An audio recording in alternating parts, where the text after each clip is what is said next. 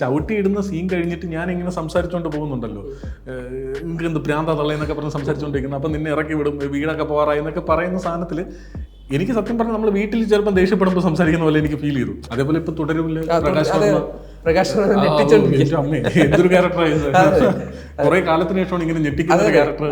Actually celebrities എന്ന് പറയുന്ന ആൾക്കാരെയും നിങ്ങൾ അവരെ കലയെ ഇഷ്ടപ്പെട്ടോ, കലാകാരനെ മനുഷ്യനായിട്ട് തന്നെ കണ്ടാൽ മതി. മനുഷ്യന്മാർക്ക് തെറ്റ് പറ്റും ഇല്ലേ, അങ്ങനെ തന്നെ കണ്ടാൽ മതി. അയാൾക്ക് ഇപ്പം നമ്മളെ കഞ്ചാവ് എന്ന് പറയുന്ന സാധനം ഇന്ത്യയിൽ ലീഗൽ കൈവശം വയ്ക്കുന്ന ലീഗലല്ല.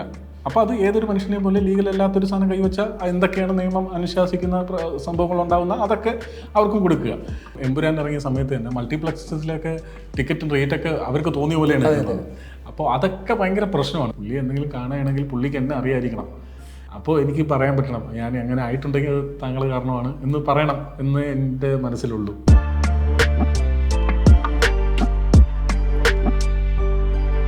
ഇന്ന് നമ്മോടൊപ്പം ഉള്ളത് ആനന്ദ് മന്മഥൻ.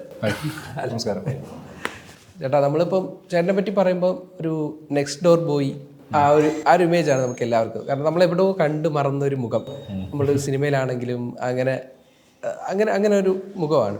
ഇപ്പോൾ ചേട്ടൻ്റെ ഏറ്റവും പുതിയ ഫിലിം ആഭ്യന്തര കുറ്റവാളി റിലീസിനൊരുങ്ങാണ്. അപ്പോൾ എന്താണ് ആഭ്യന്തര കുറ്റവാളി? നമ്മൾ ട്രെയിലർ കണ്ടു, അപ്പോൾ ഒരു നമുക്കൊരു വ്യത്യസ്തമായ സിനിമയാണെന്ന് തന്നെ മനസ്സിലായി. അപ്പോൾ എന്താണ് ചേട്ടൻ തന്നെ പറയും, എന്തൊക്കെയാണ് ഒരു പ്രത്യേകത? ആഭ്യന്തര കുറ്റവാളിയെ പറ്റി പറയുകയാണെങ്കിൽ അത് ഒരു മനുഷ്യൻ, അയാളുടെ ലോകം ഭയങ്കര ചെറുതാണ്. അയാളുടെ 2 കൂട്ടുകാർ, ആത്മാർത്ഥ സുഹൃത്തുക്കൾ, അതിലൊരു സുഹൃത്താണ് ഞാൻ. പിന്നെ അയാളുടെ കുടുംബം, അയാളുടെ താൽക്കാലിക ജോലി എന്നുള്ളതിൽ ഒതുങ്ങിക്കൂടിയ ഒരു മനുഷ്യൻ അയാളൊരു കല്യാണം കഴിക്കാൻ തീരുമാനിക്കുകയാണ്. അയാൾ വിവാഹം കഴിക്കുന്നു. വിവാഹം കഴിഞ്ഞതിന് ശേഷം അയാൾ അഭിമുഖീകരിക്കുന്ന പ്രശ്നങ്ങൾ, അത് കാരണം അയാൾ അനുഭവിക്കേണ്ടി വരുന്ന ലീഗൽ പ്രശ്നങ്ങളും കൂടെ ചേർത്തിട്ടാണ് ഈ പറയുന്ന ആഭ്യന്തര കുറ്റവാളി എന്ന് പറയുന്ന ഒരു സിനിമ. അതിൽ നമ്മളിപ്പോൾ പറയാൻ ഉദ്ദേശിക്കുന്നത് ഈ പറയുന്ന പോലെ പുരുഷന്മാരുടെ പ്രശ്നങ്ങൾ പലപ്പോഴും നമ്മുടെ സമൂഹം അങ്ങ് ചർച്ച ചെയ്യാറില്ല. ഇപ്പം എക്സാമ്പിൾ ഇപ്പം പറയുകയാണെങ്കിൽ ഇപ്പോൾ കുറ്റാരോപിതർ എന്ന് പറയുന്ന ആൾക്കാരുണ്ടാവുമല്ലോ. അപ്പോൾ ഈ പീഡനാനുഭവം അങ്ങനെയുള്ള ആരോപണങ്ങൾ വന്നു കഴിഞ്ഞാൽ ആ സമയത്ത് ഇയാളെ ഭയങ്കരമായിട്ട് ആഘോഷിക്കപ്പെടുകയും ഈ പറയുന്ന ഇയാളെ ഭയങ്കര കുറ്റപ്പെടുത്തുകയും ഇയാളെ മുഖം നിറഞ്ഞിരിക്കുകയും ചെയ്യും. കഴിഞ്ഞ ആഴ്ചയാണ് ഒരു ന്യൂസ് വന്നത്. 7 വർഷം മുമ്പ് കൊടുത്ത ഒരു കള്ളക്കേസിൽ അയാൾ വാദി വന്നിട്ട് പറയണേ ഞാൻ കള്ളക്കേസ് കൊടുത്തതാണെന്ന് പറഞ്ഞപ്പോൾ അയാളുടെ മുഖം നമ്മൾ ആരും കണ്ടിട്ടില്ല. അപ്പോൾ അതിനുശേഷം ഈ കുറ്റം തെളിയിച്ചു കഴിഞ്ഞ് അല്ലെങ്കിൽ കുറ്റം തള്ളിപ്പോയതിന് ശേഷം ഇയാൾ നിരപരാധിയാണെന്നുള്ളത് ഒരു ചാനലും അങ്ങനെ ആരും പറയാറില്ല. അപ്പോൾ ആ പ്രശ്നങ്ങളൊക്കെ പരാമർശിക്കപ്പെടുന്ന ഒരു സിനിമയാണ് ആഭ്യന്തര കുറ്റവാളി എന്ന് പറയുന്നത്. ഒരു രീതി പറഞ്ഞാൽ പുരുഷന്മാരുടെ പ്രശ്നങ്ങൾ, പറയാത്ത പ്രശ്നങ്ങൾ പറയുന്ന ഒരു സിനിമയും കൂടെയാണ്. എനിക്കത് ആസിഫിക്കയുടെ ആദ്യത്തെ അല്ലേ? അപ്പം എങ്ങനെ ഉണ്ടായിരുന്നു ആസിഫിക്കായിട്ടുള്ളൊരു എക്സ്പീരിയൻസ്? ആസിഫിക്കായിട്ടുള്ള എക്സ്പീരിയൻസ് എന്ന് പറഞ്ഞാൽ ഭയങ്കര രസമുള്ള എക്സ്പീരിയൻസ് ആയിരുന്നു.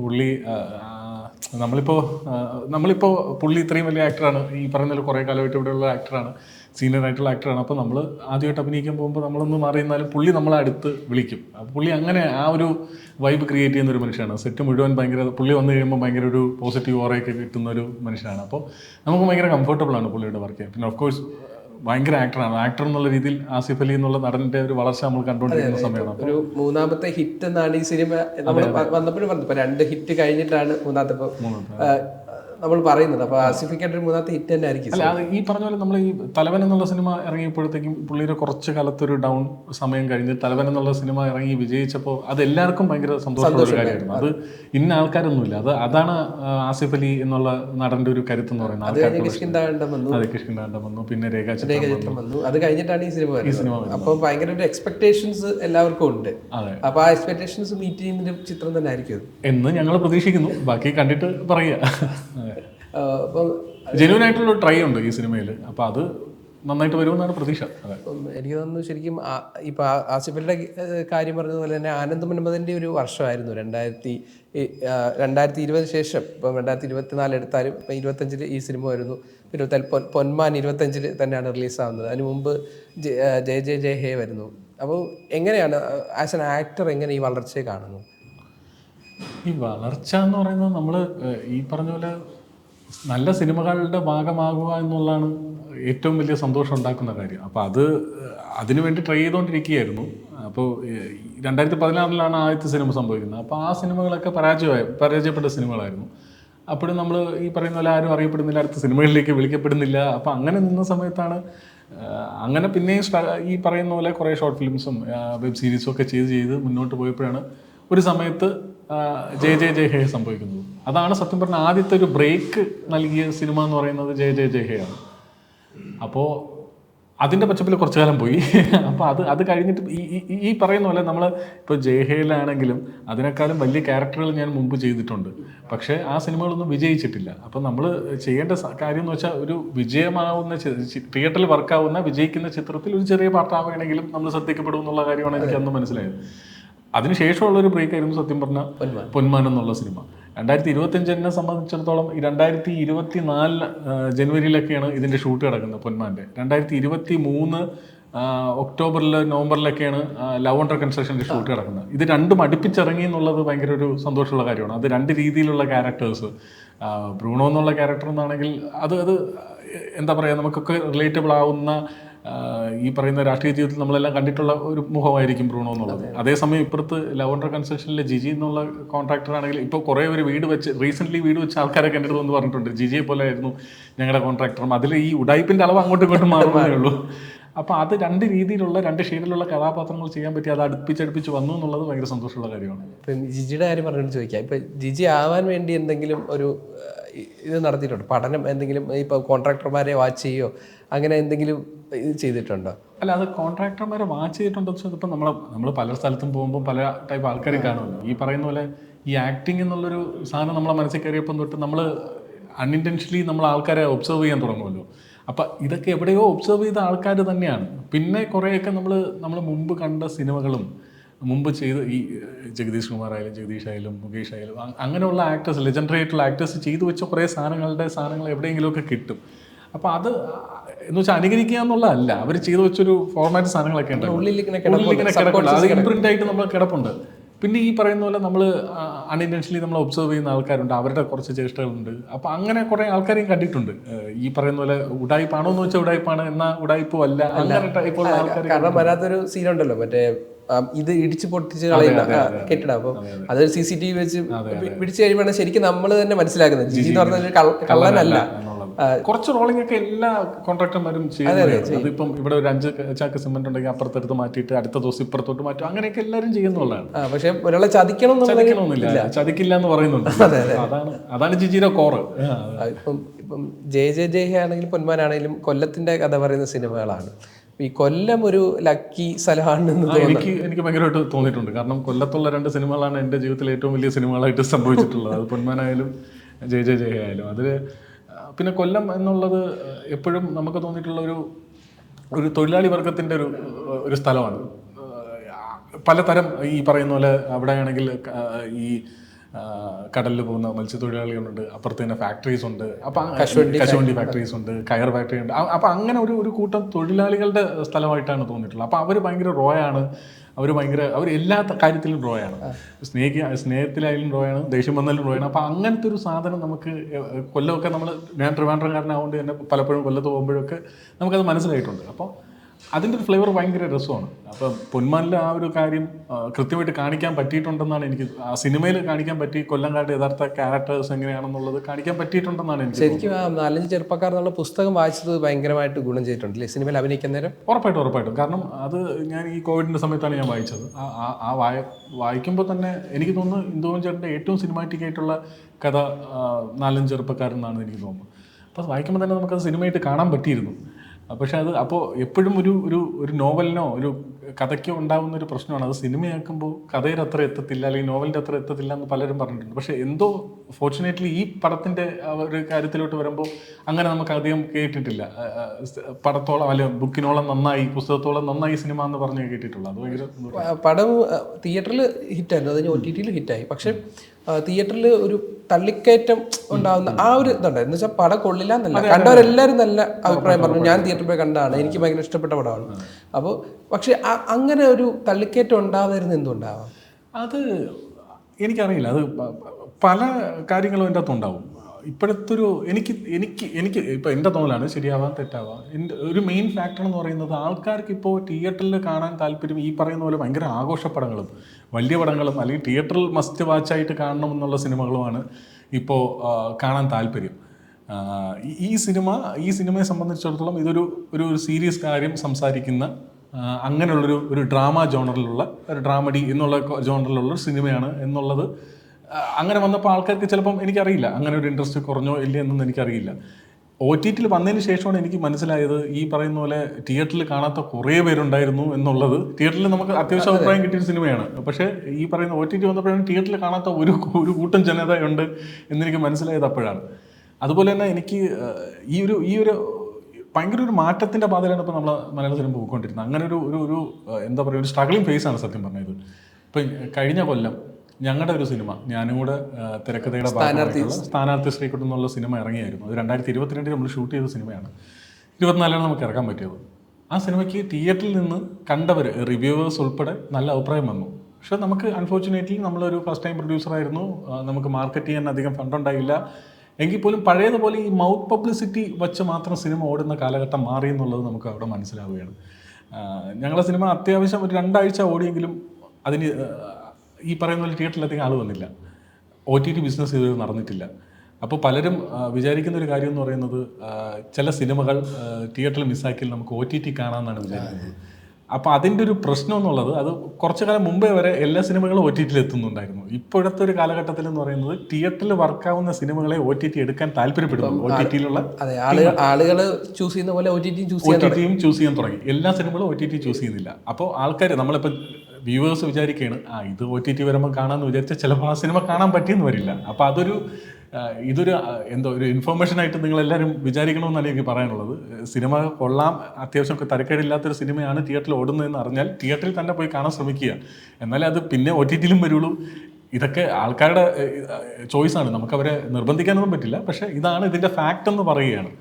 അപ്പോൾ മാത്രമല്ല, ഇപ്പം റീസെൻ്റ്ലി ഇപ്പോൾ ഒരു പരിധി വരെ ഈ തിയേറ്ററിലെ ഒരു റേറ്റും ഇതിനൊരു കാരണമായിക്കൂടെ? ഒരു ഫാമിലിക്ക് പോകണമെങ്കിൽ ഒരു 1000 രൂപ ഇല്ലാതെ പറ്റില്ലല്ലോ, അതൊരു കാരണമായിക്കൂടെ? ഉറപ്പായിട്ടും. അത് ഈ പറയുന്ന പോലെ ടിക്കറ്റ് റേറ്റിനെക്കാളും അവർ ഇപ്പം ഈ പറയുന്ന പോലെ മൾട്ടിപ്ലക്സസ് എല്ലാം കാശുണ്ടാക്കുന്നത് ടിക്കറ്റ് റേറ്റ് വെച്ചിട്ടല്ല, ബാക്കിയുള്ള സർവീസസ് വെച്ചിട്ടാണ്. അവരുടെ പോപ്കോൺ ആയാലും ഫുഡായാലും ബാക്കി സർവീസസ് വെച്ചാണ്. മാത്രമല്ല, ഇവർക്ക് ഈ ഫ്ലെക്സിബിൾ ടിക്കറ്റ് റേറ്റ് എന്ന് പറയുന്ന സാധനമുണ്ട്. അപ്പോൾ നമ്മളിപ്പം എമ്പുരാൻ ഇറങ്ങിയ സമയത്ത് തന്നെ മൾട്ടിപ്ലക്സസിലൊക്കെ ടിക്കറ്റ് റേറ്റൊക്കെ അവർക്ക് തോന്നിയ പോലെയാണ് എടുക്കുന്നത്. അപ്പോൾ അതൊക്കെ ഭയങ്കര പ്രശ്നമാണ്. നമുക്കിപ്പോൾ നമ്മുടെ ഏറ്റവും വലിയ പ്രശ്നം നമുക്ക് ഈ ഇൻഡിവിജ്വൽ തിയേറ്റേഴ്സ് കുറയുന്നു എന്നുള്ളതാണ്. അപ്പോൾ നമുക്കൊരു സാധാരണക്കാരന്, ഇപ്പോൾ ട്രിവാൻഡ്രത്താണെങ്കിൽ സാധാരണക്കാരന് തിയേറ്ററിൽ പോയി കാണാൻ പറ്റുന്ന ഏത് തിയേറ്റർ ഉണ്ടെന്ന് വെച്ചാൽ സർക്കാർ തിയേറ്ററുകളേ ഉള്ളൂ. കുറഞ്ഞ റേറ്റിൽ അത്യാവശ്യം നല്ല പ്രൊവിഷൻ കിട്ടുന്നത് കൈരളി, നീളാശ്രീ എന്നുള്ള തിയേറ്റേഴ്സും, കലാഭവൻ, ഈ ലെനിൻ, ഇത്രയും സിനിമാസേ ഉള്ളൂ. ബാക്കി എല്ലാ സിനിമാസും ഈ പറയുന്ന പോലെ പ്രൈസ് അവരുടെ രീതിയിലാണ് അവർ ഡിസൈഡ് ചെയ്യുന്നത്. അപ്പോൾ അത് സാധാരണക്കാരെ തിയേറ്ററിൽ നിന്ന് അകറ്റുന്നതിലും ഈ പറയുന്ന കാര്യങ്ങൾക്കൊക്കെ ഒരു കാരണമുണ്ട്. അപ്പോൾ അത് തിയേറ്റേഴ്സുകാരും വിചാരിക്കണമെന്നേ പറയാനുള്ളൂ. എന്താ പറയുക, ഇപ്പം ഈ CID രാമചന്ദ്രൻ ഇപ്പം പറഞ്ഞ പോലെ ഒരു സിനിമയാണ്. കാരണം അത് തിയേറ്ററിൽ കണ്ടവരൊക്കെ നല്ല അഭിപ്രായം പറഞ്ഞു.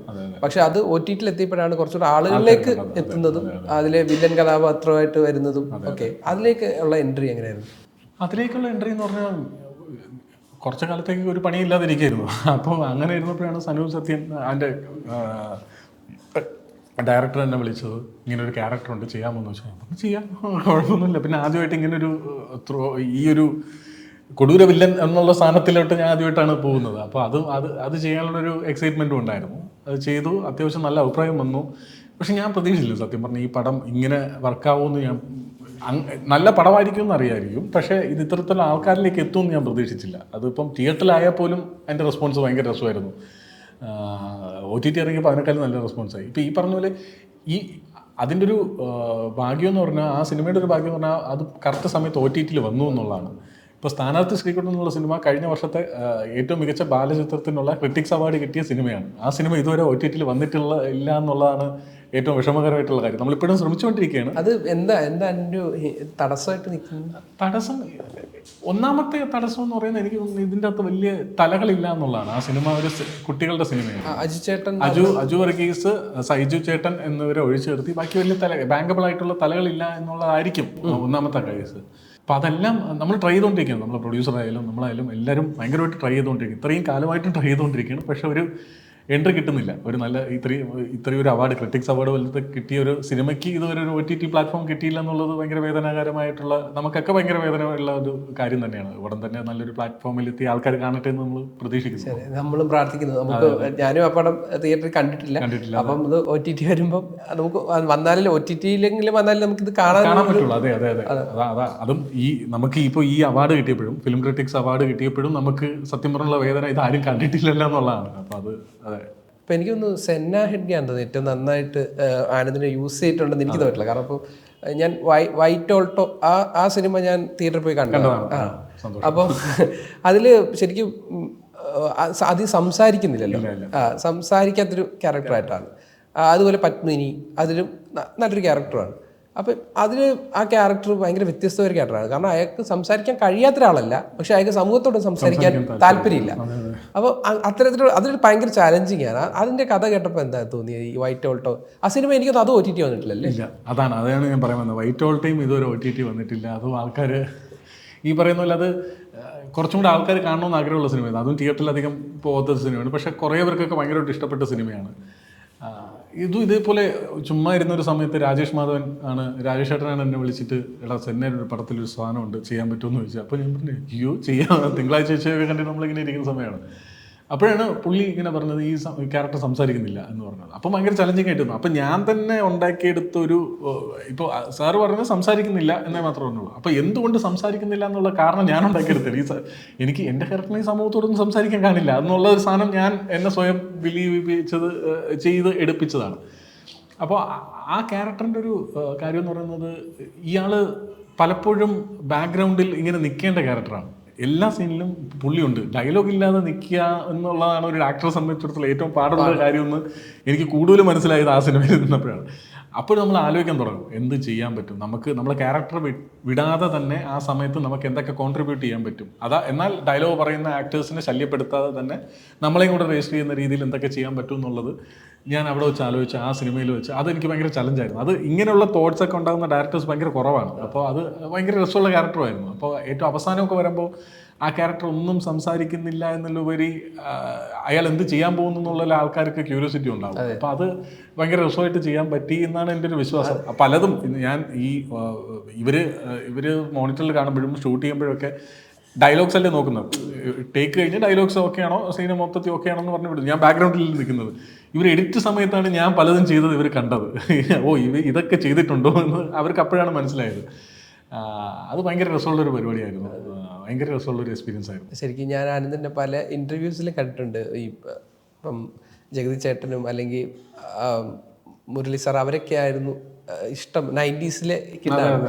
അപ്പം എനിക്കത് ജഗതി ചേട്ടനൊക്കെയാണ് ഇതിൻ്റെ ഇപ്പം പറഞ്ഞ ഇപ്പം ഒരു സീനിൽ എന്ത് ചെയ്യണം, ഇപ്പം നമുക്ക് ഡയലോഗേ ഇല്ലെങ്കിൽ ആ സീനിൽ എങ്ങനെ അഭിനയിക്കണം, ഒരു ഈ ഫേസ് കൊണ്ട് എന്ത് ചെയ്യണം എന്നൊക്കെ ഉള്ള അതൊക്കെ ശരിക്കും ആ ഒരു മൈൻഡിലുണ്ടായിരുന്നു ഈ ഓൾട്ടോ ചെയ്യുന്നത്, വൈറ്റ് ഓൾട്ടോ. കാരണം നമ്മൾ ഇവരെയൊക്കെ കണ്ട് വളർന്നുകൊണ്ട് തന്നെ നമുക്കിതൊക്കെ ഇംപ്രിൻ്റ് ആയിട്ട് കിടപ്പുണ്ട്. ഇത് നമ്മൾ ഓർക്കേണ്ട കാര്യം പോലും ഇല്ല. നമുക്ക് ഒരു സാധനം വന്ന ആദ്യം ഇങ്ങനെയൊക്കെ സാധനം എന്നുള്ളത് ഇവരൊന്ന് ഇപ്പം ജയതി ശ്രീകുമാർ ആയാലും ഹരിശ്രീ അശോക് ഒടിയൽ ഉണ്ണികൃഷ്ണനായാലും ഈ പറഞ്ഞ പപ്പു ലെജൻസ് ആയിട്ടുള്ള ആൾക്കാരുണ്ടല്ലോ, ഇവരൊക്കെ നമ്മളെപ്പോഴും സിനിമ കാണുമ്പോൾ നമ്മളിപ്പോൾ ഈ ഉച്ചപ്പടങ്ങളെന്ന് പറഞ്ഞ് നമ്മൾ കാണുന്ന സിനിമകളില്ലേ, അപ്പോഴൊക്കെ നമ്മൾ കാണുമ്പോഴും നമ്മളൊരു സീൻ നടക്കുമ്പോൾ മൊത്തത്തിൽ പണ്ടത്തെ സിനിമകൾ നമ്മൾ ശ്രദ്ധിച്ചറിയാം, ഒരു മാസ്റ്റർ ആയിരിക്കും കൂടുതലും പോകുന്നത്. ഒറ്റയ്ക്ക് ഒരു മാസ്റ്റർ ആയിരിക്കും കൂടുതലും പോകുന്നത്.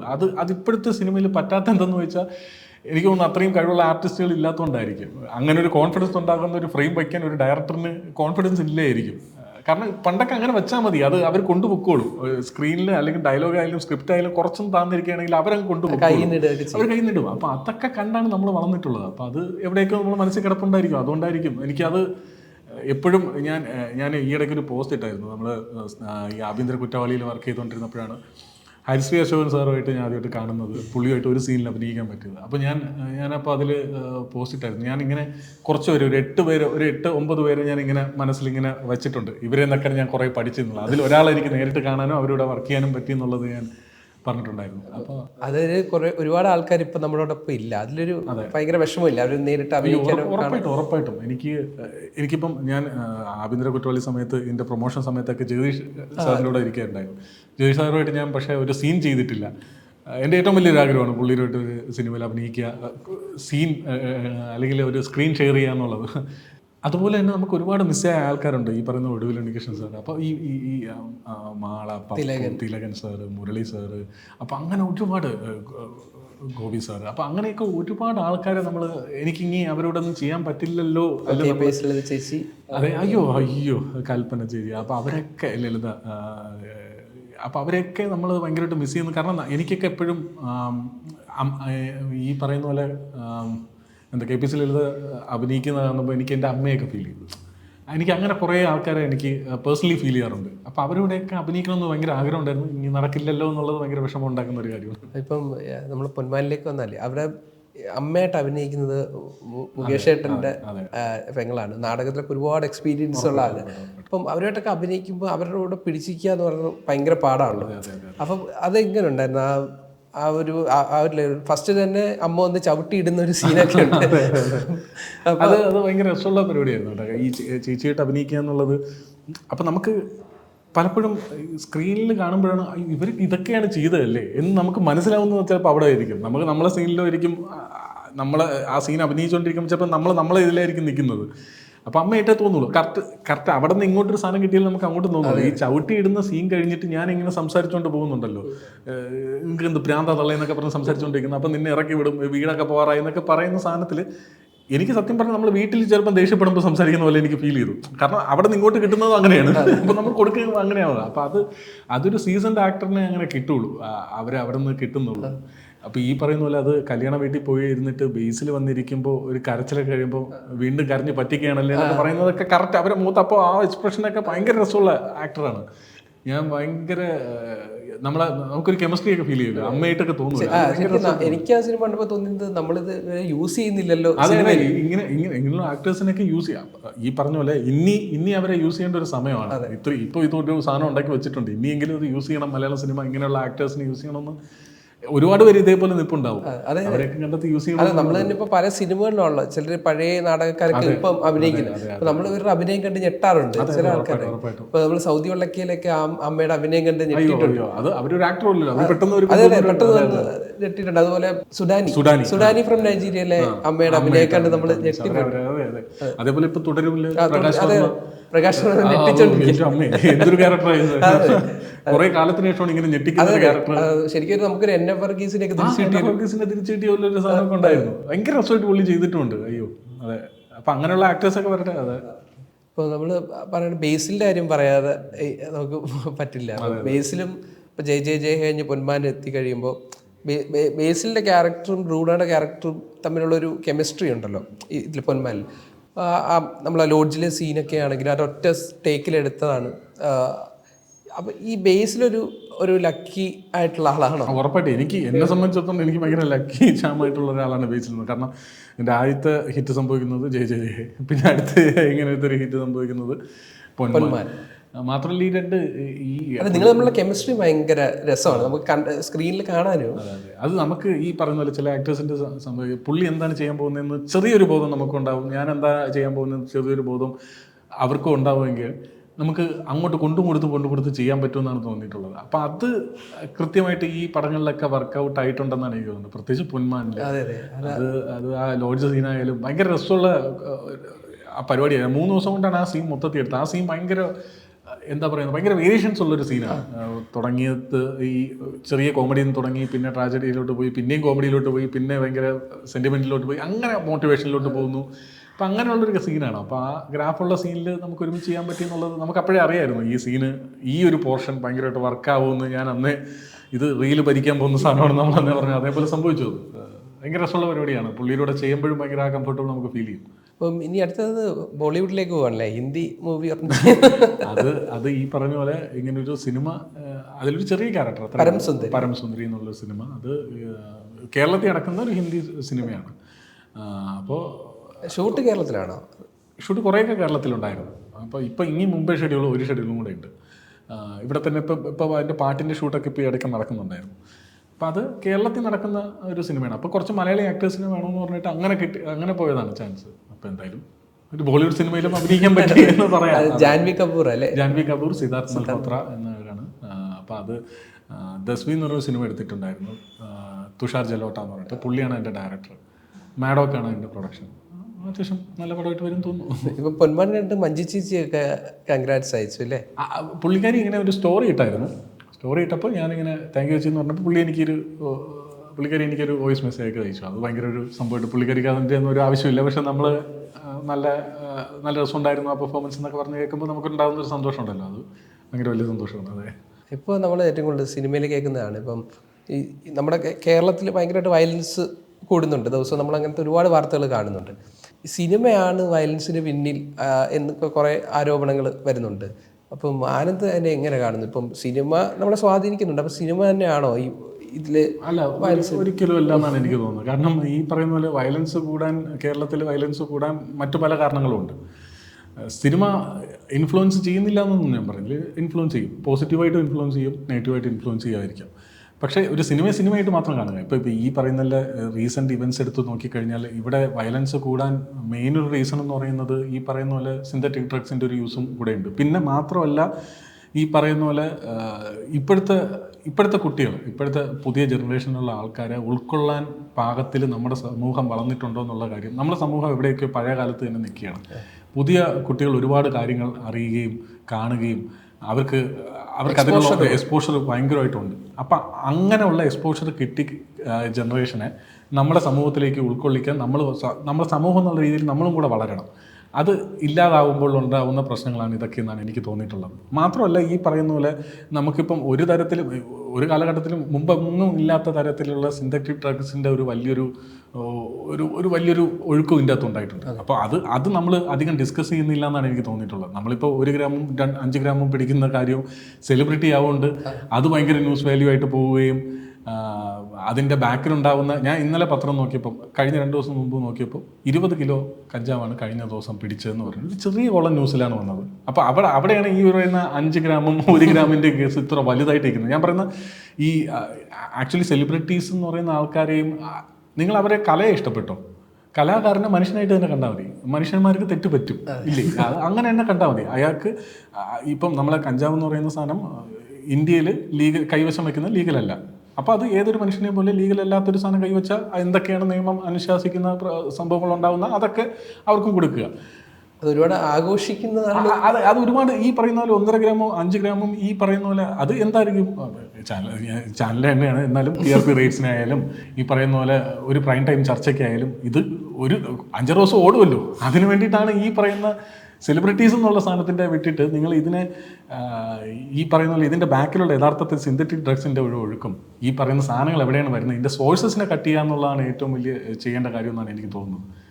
ബാക്കിയൊക്കെ ഈ പറയുന്ന പോലെ എല്ലാവരും ഞാൻ പറഞ്ഞില്ലേ, കലാകാരനെ കലയെ ഇഷ്ടപ്പെടുക, കലാകാരനെ മനുഷ്യനായിട്ട് തന്നെ കാണുക. അവനെ ഈ പറയുന്ന പോലെ നമ്മൾ റോൾ മോഡലായിട്ട് നോക്കേണ്ട കാര്യമൊന്നുമില്ല, ലുക്കപ്പ് ചെയ്യേണ്ട ആവശ്യമൊന്നും ഉണ്ടെന്ന് എനിക്ക് തോന്നുന്നില്ല.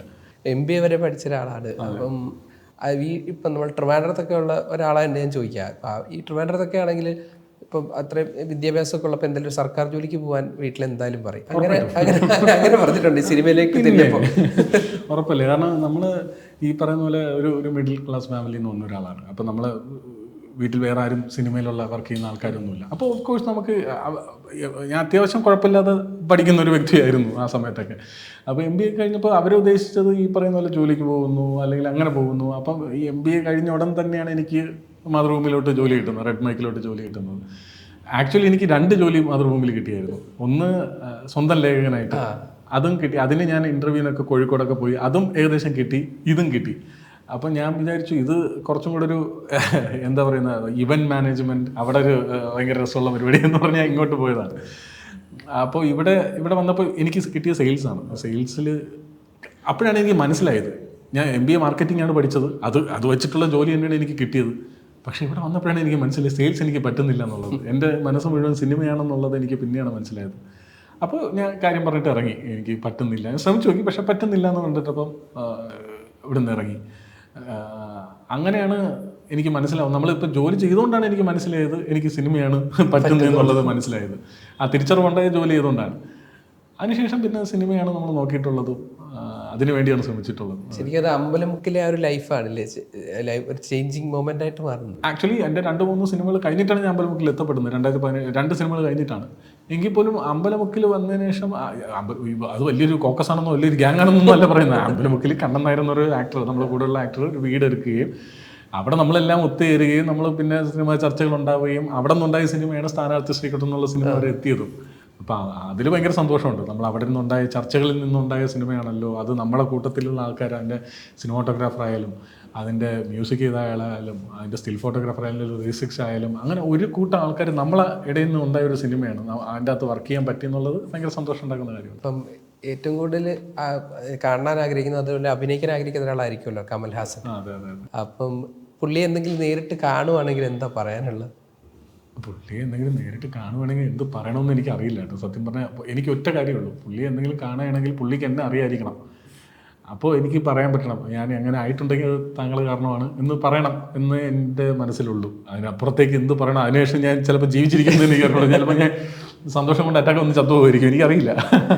അത് പലപ്പോഴും നമുക്ക് പുള്ളിയെ കാണാൻ പലപ്പോഴും ട്രിവാൻഡ്രത്ത് വന്നിട്ടുണ്ട്, പുള്ളി ഇടയ്ക്ക് അടക്കം വന്നിട്ടുണ്ട്. പക്ഷെ അപ്പോഴൊന്നും എനിക്ക് പോയി കാണാൻ തോന്നിയിട്ടില്ല. നമുക്ക് ദൂരെ നിന്ന് കാണാൻ അങ്ങനെയല്ല ആവണ്ട. അത് ഒരു അഹങ്കാരം കൊണ്ടല്ല, എനിക്ക് പുള്ളിയെ കാണുമ്പോൾ അങ്ങനെ കാണണം. പുള്ളിക്ക് എന്നെ അറിയാതിരിക്കണം ആ സമയത്ത്, ആനന്ദല്ലേ എന്ന് അല്ല പേരെങ്കിലും അറിയാതിരിക്കണം. അപ്പോൾ എനിക്ക് പറയണം, അങ്ങനെ ആവാൻ കാരണം നിങ്ങളാണെന്ന് പറയണം എന്നുള്ളതാണ് എൻ്റെ ഏറ്റവും വലിയ ആഗ്രഹം. എന്തെങ്കിലും നടക്കട്ടെ. അതുപോലെ റോഷൻ ആൻഡ്രൂസും ജീവിതത്തിൽ ഒരു നല്ല ഒരു ഇത് തന്നിട്ടുണ്ട് അല്ലേ? അത് ഇത് ഏതാ മുംബൈ പോലീസായിരുന്നു. അത് എൻ്റെ തുടക്കകാലത്തുള്ള ഓഡീഷൻ സമയത്ത് ഞാനൊരു ഓഡീഷന് പോയപ്പോൾ മുംബൈ പോലീസിൻ്റെ ഓഡീഷനാണ് പോയത്. അപ്പോൾ അതിൽ പൃഥ്വിരാജിൻ്റെ ഗെയ് പാർട്ട്ണറിൻ്റെ റോളായിരുന്നു. അപ്പോൾ എന്നെ കണ്ടപ്പോൾ തന്നെ അന്ന് ഞാൻ ഭയങ്കര മെലിഞ്ഞിട്ട്, ഞാൻ പറഞ്ഞില്ലേ ഭയങ്കര പല്ലിയെ പോലീസ് മനുഷ്യനുണ്ട്. അപ്പോൾ പുള്ളി എന്നെ കണ്ടപ്പോൾ തന്നെ ആ ക്യാരക്ടറിന് പറ്റില്ല എന്ന് പറഞ്ഞു. അപ്പോൾ ഞാൻ പറഞ്ഞു, ഞാൻ ട്രിവാൻഡ്രത്ത് നിന്ന് വരെയാണ്, കൊച്ചിയിൽ വെച്ചതായിരുന്നു, എന്തെങ്കിലും ചെയ്തോട്ടെ എന്ന് പറഞ്ഞ് ഞാൻ ഒരു സംഭവം. അപ്പോൾ പുള്ളി ഒന്ന് ചെയ്യാൻ പറഞ്ഞു, അങ്ങനെ ഒരു സംഭവം ചെയ്തു. അപ്പോൾ പുള്ളി വേറെ 2-3 കാര്യങ്ങൾ ചെയ്യിപ്പിച്ചു. എന്നിട്ട് പുള്ളി പറഞ്ഞ വാക്കാണ് എനിക്ക് കുറേ കാലത്തേക്ക് ഓടാനുള്ളൊരു മോട്ടിവേഷനായത്. നിങ്ങൾ നല്ല നടനാണ്, ഈ പടത്തിലല്ലെങ്കിലും ഇൻഷാല്ലാ വേറെ പടത്തിൽ നമുക്ക് ഒരുമിച്ച് വർക്ക് ചെയ്യാൻ പറ്റട്ടെ എന്ന് പറഞ്ഞപ്പോൾ അത് തന്നൊരു മോട്ടിവേഷൻ എനിക്ക് ഭയങ്കര കുറച്ച് കാലം ഓടാനുള്ളൊരു ഭയങ്കര. കാരണം സിനിമയിൽ നിന്ന് ഒരാൾ ആദ്യമായിട്ട് എൻ്റെ അടുത്ത് അങ്ങനെ പറയുകയാണ്. അത് അത്രയും വലിയൊരു ഡയറക്ടറും കൂടെ ആകുമ്പോൾ അത് ഭയങ്കര. കാരണം അതിനു മുമ്പ് ഈ പറയുന്ന പോലെ പുള്ളിയുടെ സിനിമകൾ കണ്ടിട്ടായാലും ഉദയനാട് താരം കണ്ടിട്ടായാലും ഒക്കെ നമ്മൾ ഭയങ്കര ത്രില്ലടിച്ചിരിക്കുന്ന അങ്ങനെ ഒരു ഡയറക്ടർ ഇങ്ങനെ പറയുക എന്ന് പറയുന്നത് ഭയങ്കര വലിയൊരു സംഭവമായിരുന്നു. ഒരു സാധാരണക്കാരന് സിനിമയിലെത്താൻ അത്ര ബുദ്ധിമുട്ടില്ല എന്ന് വെച്ചാൽ സ്ട്രഗിൾ ചെയ്യണ്ട എന്നല്ല, പക്ഷെ എത്താൻ കഴിയും എന്ന് കാണിച്ചു തന്നൊരു നടനാണ് ആനന്ദ്. അത് ഞാൻ മാത്രമല്ല, ഒരുപാട് പേര് കാണിച്ചു തന്നിട്ടുണ്ട്. അത് ഒരുപാട് നമ്മുടെ സ്ട്രഗിൾ എന്നൊക്കെ പറയുമ്പോൾ അത് നമ്മുടെ സ്ട്രഗിൾ എപ്പോഴും നമ്മൾ വലിയ പ്രിയപ്പെട്ട സ്ട്രഗിൾ ചെയ്യുന്നതായിരിക്കും. ഇതിനെക്കാളും സ്ട്രഗിൾ ചെയ്ത ആൾക്കാരുണ്ടാവും, ഇതിനെക്കാളും സ്ട്രഗിൾ ചെയ്തിട്ട് ഒന്നും ആവാത്ത ആൾക്കാരും ഉണ്ടാവും. ഇതിപ്പോൾ എന്തെങ്കിലുമൊക്കെ വിജയിച്ച ആൾക്കാരെ കഥകൾ മാത്രമേ നമ്മൾ കേൾക്കാറുള്ളൂ. അതാണ് എൻ്റെ ഒരു പ്രശ്നം. ഇതിൻ്റെ അപ്പുറത്തേക്ക് സ്ട്രഗിൾ ചെയ്ത് ഇതിൻ്റെ അപ്പുറത്തേക്ക് സ്കില്ലുള്ള ആൾക്കാർ ചിലപ്പോൾ പുറത്ത് ഇപ്പോൾ ഉണ്ടാവും, ഒന്നും പറയാൻ പറ്റില്ല. അപ്പം നമ്മുടെ സ്ട്രഗിളിനെ എപ്പോഴും ഭയങ്കര പ്രിയപ്പെട്ടതായിട്ട് കാണുന്നു, അതങ്ങനെ തന്നെ മുന്നോട്ട് പോവുക, ആ പ്രോസസ്സ് എൻജോയ് ചെയ്യുക എന്നുള്ള മാത്രമേ ഉള്ളൂ. അപ്പോൾ അത് ഞാൻ ഇപ്പോഴും ഞാൻ പറഞ്ഞില്ലേ, സിനിമയുടെ ഓരത്തൊക്കെ ഇങ്ങനെ നിൽക്കുന്നേ ഉള്ളൂ. അത് ഇങ്ങനെ ഇനിയും അവസരങ്ങളൊക്കെ കിട്ടണം, ബാക്കി സിനിമകളൊക്കെ വരണം, ഇനി ഇതേപോലത്തെ ക്യാരക്ടറുകൾ ചെയ്യണം എന്നുള്ളതാണ്. അത് സംഭവിക്കട്ടെ. ഇനിയിപ്പം ഏതാ വരാനിരിക്കുന്ന പുതിയ ചിത്രം? ഈ പറഞ്ഞ പോലെ ആഭ്യന്തര കുറ്റവാളിയാണ്. പിന്നെ ഇനി ഐസ് എന്ന് പറഞ്ഞൊരു വെബ് സീരീസ് വരാനുണ്ട് സോണി ലെവലിൽ. നമ്മുടെ മനു അശോകനാണ് ഡയറക്ടർ, ഉയരെ കാണാക്കാനായിട്ടൊക്കെ. പിന്നെ അത് കഴിഞ്ഞിട്ട് ഇത്തിരി നേരുന്നൊരു സിനിമ വരാനുണ്ട്. അത് പ്രശാന്ത് വിജയ് ഡയറക്ടർ ചെയ്ത്, റോഷൻ മാത്യു, സെറിൻ സിഹാബ്, നന്ദു ചേട്ടൻ, ഞാനും കൂടെ ഉള്ളൊരു സിനിമയാണ്. 4 പേർക്ക് ഇമ്പോർട്ടൻസ് ഉള്ളൊരു സിനിമയാണ്.